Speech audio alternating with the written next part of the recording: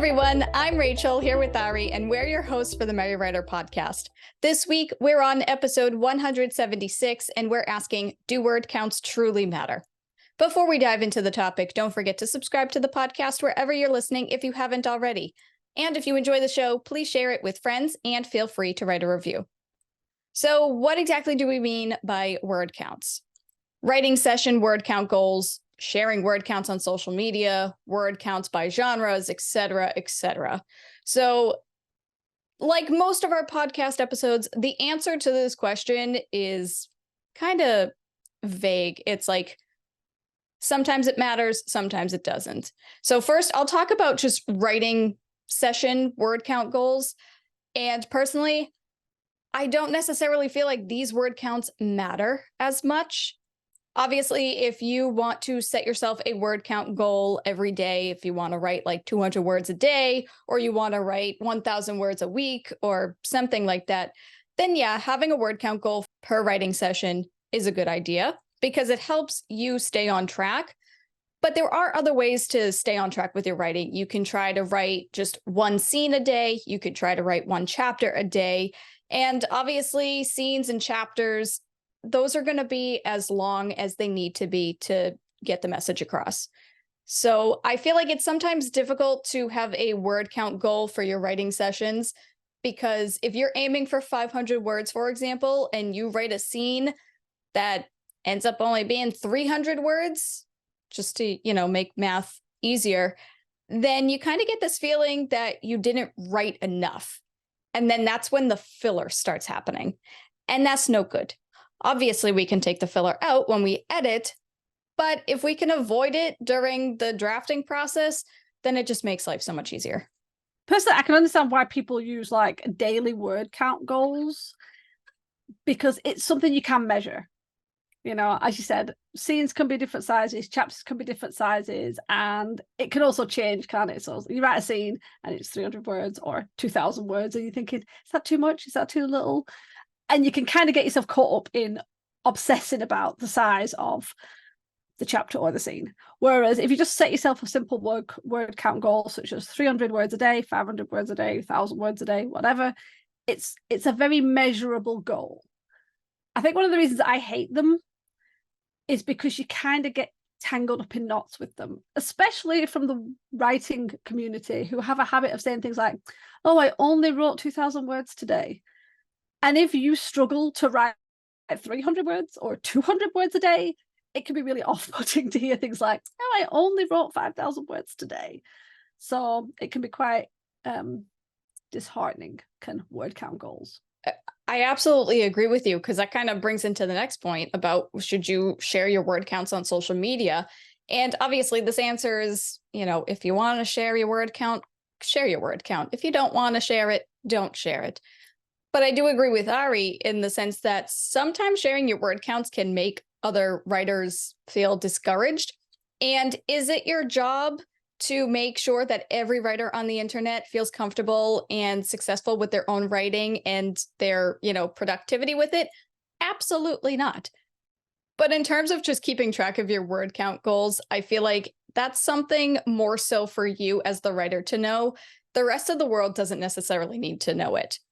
Again, if you want to share it, go ahead and share it. But personally, I feel like that's not something you want to share. That's not really something I want to see on my social media feed. I don't want to see a writer say, hey, I wrote 2,000 words today.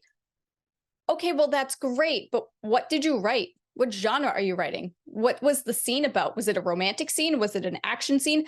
That's what I'm more interested in seeing from other writers on social media. I want to see what you're writing about, not like how much you wrote. It's the whole quality over quantity thing. And we've spoken about this many times. The point of social media is to create engagement and have conversations with other writers and readers. If you post on social media saying that you wrote 2,000 words, I might just double tap the like and like the image on Instagram and then keep scrolling. But if you told me that you wrote 2,000 words and like the first 500 were a struggle, but then you got this idea and the words just kept flowing and churning, and wow, I ended up writing 2,000 words, and then you go on to tell me a little bit about that scene, then I'm more inclined to comment and say, wow, congratulations, good for you for persevering through that scene. What type of scene was it? What genre are you writing? If it's mystery, well, now I'm really in the conversation. So just think about that. Think about like the engagement with it and stuff. It's obviously good for you to keep track of it, and it's obviously fun to feel productive with it. But if you are going to share your word count goals on social media, think about creative and unique ways that you can do that so you can still engage with your followers. I think that's it exactly. There's a couple of writers I found on social media, mostly on things like Facebook, which I don't go on very often, but obviously I go on sometimes to post things and just to check. And things pop up in my feed. And there was one where every post every day was their word count. And it wasn't a picture, it wasn't a video, it wasn't anything like, wow, you know, like sparkly that sort of caught your eye. It was literally a text post that just said, daily words today is blah, blah, blah. Total word count now is blah, blah, blah. And it's like, that shit is not something we need to know. I'm going to go a little bit old school and say, you don't need to share everything you've ever done on the fucking internet. You know, I always remember that when people would constantly share their food pictures when when Instagram first became a thing. And I know there's this thing about oversharing and everyone seems to be obsessed with it. But just texting a text, just sending a text post every day with the words you've written, and sometimes there was only like 20, and sometimes there was 2,000, and sometimes there was 400. It's like, what are you actually expecting from that post? There's only so many good job you can send, or so many likes. It means nothing. I don't get it. Don't get me wrong, if you've not written anything for ages and this is your first day and you've written loads, or you've written something and you're battling depression, push through it, brilliant. 18 days later, I'm bored. No offense, I don't care. Who cares? This is the sort of thing you put in your journal, you put on your word tracker, you keep to yourself. Okay, and I do want to point that this is the people who put it up daily. That's what I'm most annoyed about. If you want to tell me your word count every week or at the end of every month, this is how many words you've written in the month, fine. If you've hit a really cool number, fine. If you've had a really productive day that you never usually have, fine. If it's like once in a blue moon, brilliant. If it's every freaking day, dude, that is so dull. Think about what people are looking at. Do they give a shit? No. So don't post it. Okay, that's probably a little harsh, but I'm not feeling 100% well, so things are just going to come out like that today, I think. No, I'm laughing because that was me. That was me. Way back in the day, I thought that was like the best way to update people about your writing, because like I would see other people do it on social media. So I was like, oh, this is how I get people interested in my book, because I'm writing so many words that people will say, wow, look at you go. You wrote 502 words today. What could you possibly be working on? No, that's not the case. I think if you scroll down my Instagram feed, you'd have to scroll down like years. But there are a couple of weeks where it's the same picture every single day with a number in the middle. And yes, that was my word count. And I'm pretty sure there are like 5 days in a row where the image is legit the same because it says 0. And I still update it. No. Yep, oh, Rach. yeah. Oh, I mean, this was years ago. This was years ago. I don't do that anymore. Unless it's like a nano, then maybe I'll update like once a week and say, this is, what I accomplished this week. But I don't just add the word count. I say, I got through this many chapters and 3 of them I know for a fact are shit and are going to get cut out. But hey, I wrote something, so whatever. So yeah, that just made me laugh because you just went on and on a huge rant and I'm like, that's me. That's me. I'll let you off though, because it was years ago. You were younger. Yes. You weren't as aware of what to put. If people are doing it now, we've had social media long enough that you should know how to deal with it. I'm not saying it has to be perfect. Look at my social media feed. It's an absolute, hot mess. But seriously, if the only thing you're putting up is just text numbers, not even on a cool box. No, just in Facebook. I mean, who's even on Facebook these days? I know. And it's like, it's just not worth it. It's so not worth it. But yeah, sorry, I didn't mean to call you out. Oh no, I thought it was Rachel funny because I kind of forgot that I did that until you mentioned it. And I remember the image. I can see it in my mind. It was green and tan. Not even a good color combination. You know, I'm just gonna segue here. When do word counts actually matter? I'll tell you why. Let's go. And okay, well, actually, before I explain anything, I do want to say that if you Google this, depending on what website you're looking at, you're going to get slightly different answers. So take this with a grain of salt. But the times that word counts actually do matter, it depends on the type of book you're writing and the genre.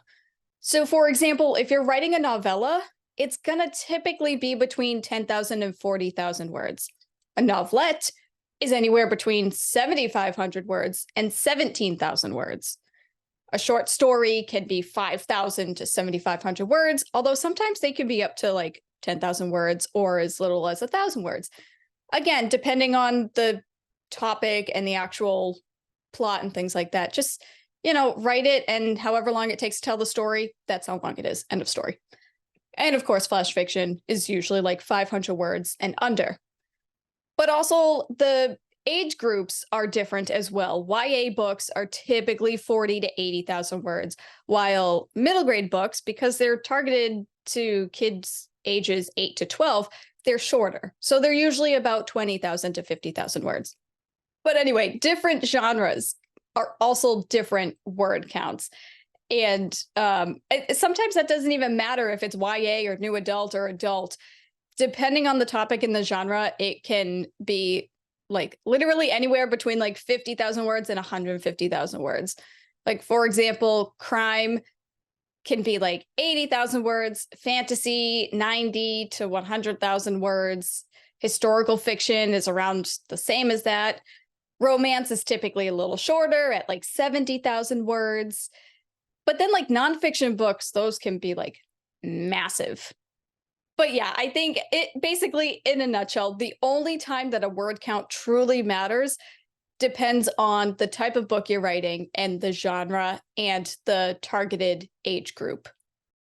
Yeah, it's important to kind of be aware of roughly what the averages are for the types of books you write, because I think readers in general have kind of an idea of what to expect. So as Rachel says, if you're writing a romance and it's just like 1 or 2 points of view, you don't want it to become this 200,000 word epic,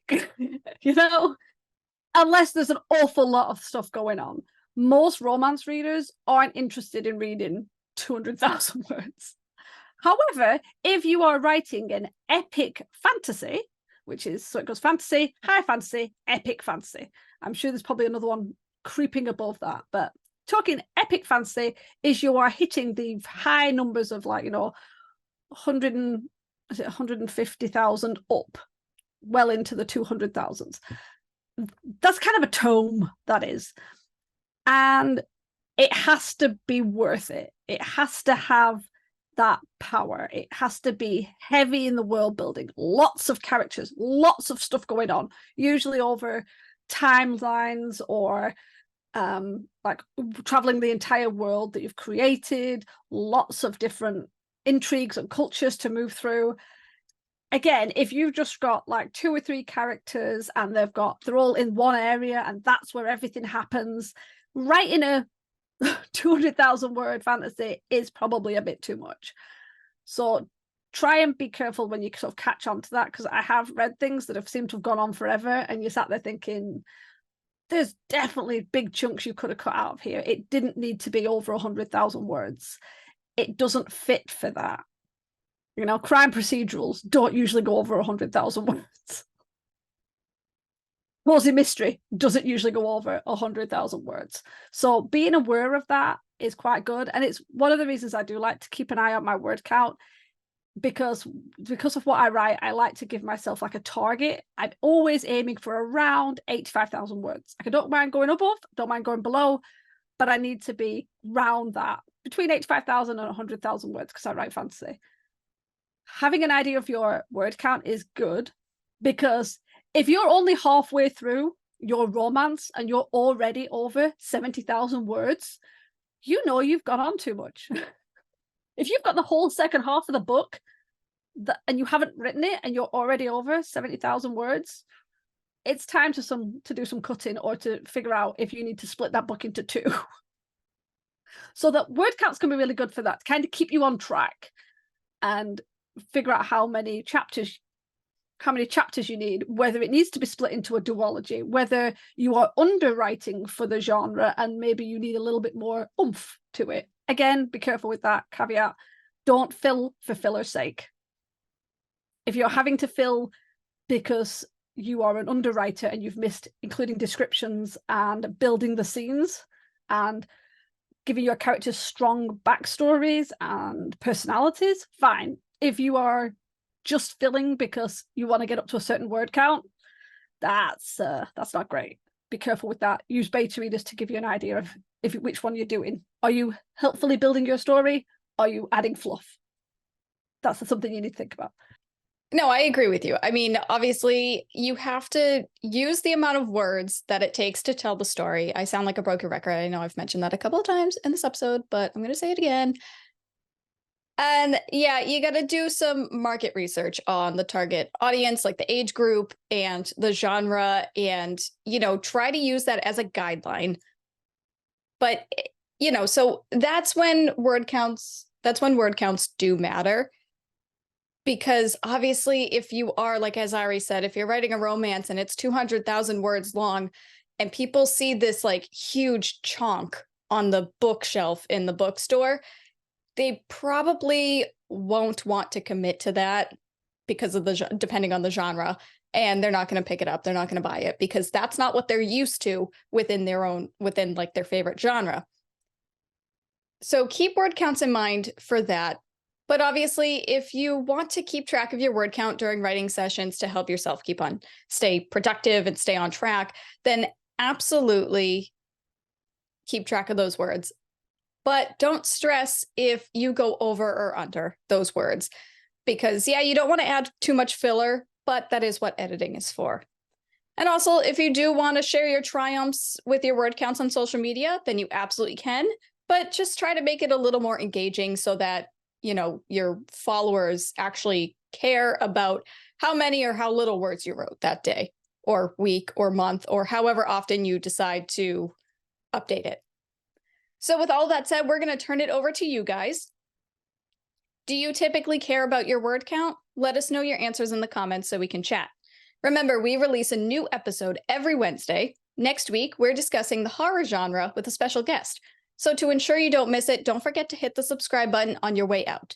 As always, thanks for listening to the Merry Writer Podcast. We'll see you next week. This podcast is brought to you by Sticky Notes. Our walls are covered. The music titled Inspired is by Kevin MacLeod, licensed under Creative Commons 4.0.